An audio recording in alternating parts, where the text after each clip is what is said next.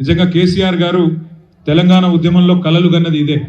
మన భాషని మన సంస్కృతిని గర్వంగా సగౌరవంగా అందరి ముందు తెలంగాణ బిడ్డ ఎక్కడ ఉన్నా, దుబ్బాకలో ఉన్నా, దుబాయ్లో ఉన్నా, వారాసిగూడలో ఉన్నా, వాషింగ్టన్లో ఉన్నా, అమీర్పేట్లో ఉన్నా, అమెరికాలో ఉన్నా, ఎక్కడ ఉన్నా గొప్పగా ఘనంగా ఖైరతాబాద్లో ఉన్నా, ఖతార్లో ఉన్నా, ఎక్కడ ఉన్నా గొప్పగా చేసుకోవాలన్న ఉద్దేశంతోనే మనం ఆనాడు తెలంగాణ రాష్ట్రం కోసం కొట్లాడి సాధించుకున్నాం.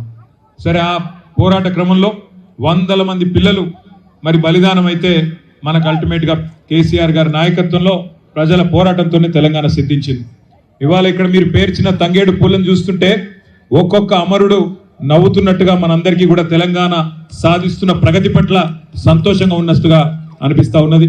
మరి నిజంగా కూడా హృదయపూర్వకంగా ఇవాళ పక్కనే పద్మారావు గారు చెప్తా ఉన్నారు, ఒకనాడు తెలంగాణ రాష్ట్రం ఏర్పడక ముందు తెలంగాణ భాషలో యాసలో ఒక పాట కూడా ఎక్కడ వినబడని పరిస్థితి.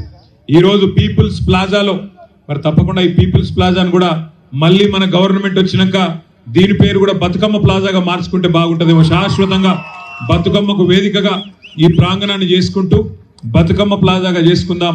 భవిష్యత్తులో మరింత ఉజ్వలంగా మన భాషని సంస్కృతిని కాపాడుకునే విధంగా ముందుకు పోదాం.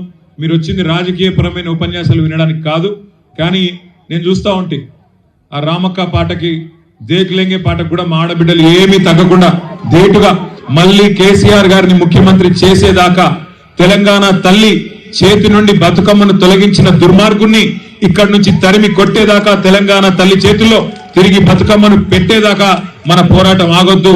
ఇదే స్ఫూర్తితో మీ అందరి ఆశీర్వాదంతో ముందుకు పోతాం.